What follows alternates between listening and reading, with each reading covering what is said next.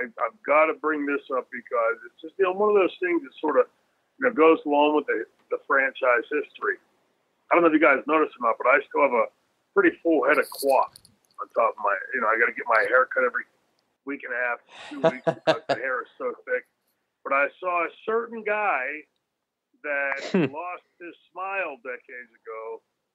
Seems like that line of 10 rabbits jumping backwards won the victory.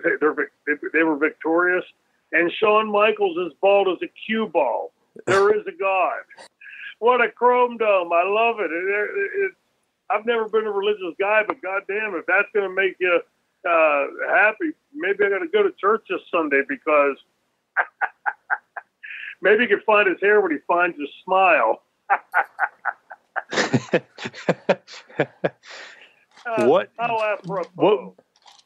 What was your first thoughts? Were you thinking that he was going bald? He shaved his head. He's doing it because he's trying to copy Triple H. What are your thoughts on him being completely bald? Honestly, somebody sent me a picture. Of course, as soon as I looked at it, I could tell it was Triple H. I didn't know who the other guy was. I'd enlarge the picture and enlarge it and enlarge it. At which point I started belly laughing. It was, I honest to God, all joking aside, I had no idea who it was, but he looked like a homeless, is it just me that he looked like a homeless bad guy or something? he didn't look like some elder statesman of the industry. It was, oh, good God. If he's trying to like Hunter, might have missed that one by a little bit. And, it's, I would think with the kind of money he's made over the years,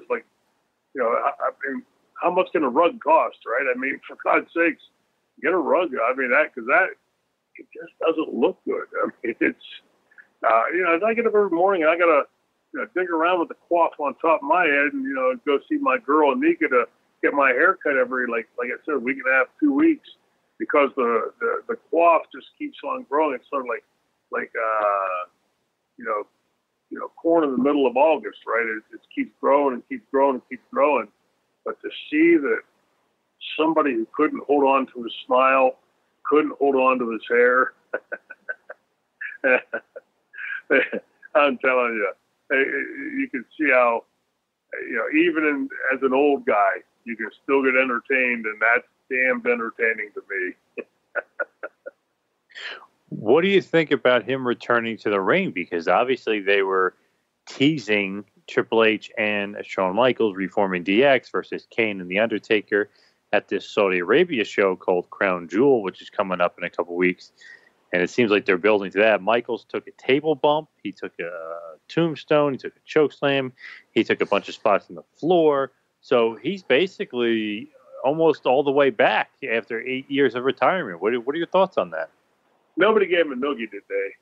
I'm hoping nobody gave him a noogie on top of all that. Because, with no hair to protect the chrome dome, that must have been difficult. But, look, I mean, all ribbon aside and looking at the product, when I look at this and I see The Undertaker and Kane and Shawn Michaels and all these notable names being brought back, it beckons back to what I've said all along. If you can't get your kids over, your younger talent over, and you need to keep pulling the stars of yesteryear that have been retired in some cases for years now, then that's got to tell you that there's something broken in their system.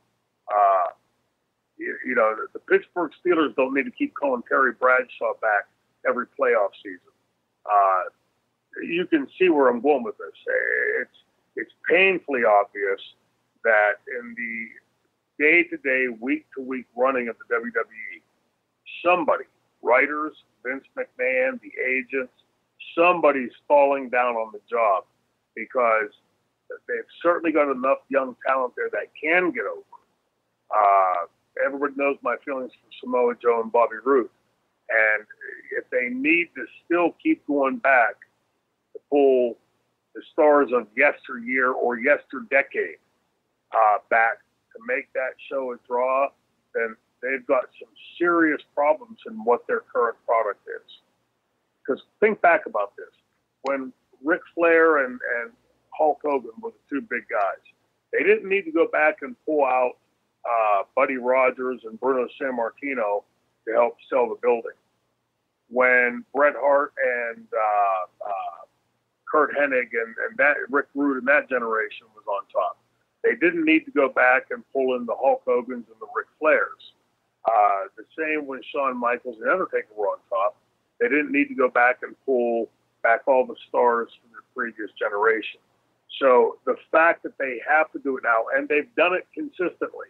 They do it consistently for every WrestleMania, now for these big shows overseas in Australia and upcoming in Saudi Arabia. The fact that they need to keep going back and hauling these guys out of retirement is nothing negative against those guys. It's negative in the way the industry, that company is being run, that they can't put their fortunes into the quote unquote stars that they've supposedly made in WWE lately. They have to keep going back to the stars of yesteryear. I would have been mortified as one of the top guys on the card if you had to keep going back and calling back the guys from a generation or two before mine to help sell that house. Clearly, there's something broken badly in the WWE creative process.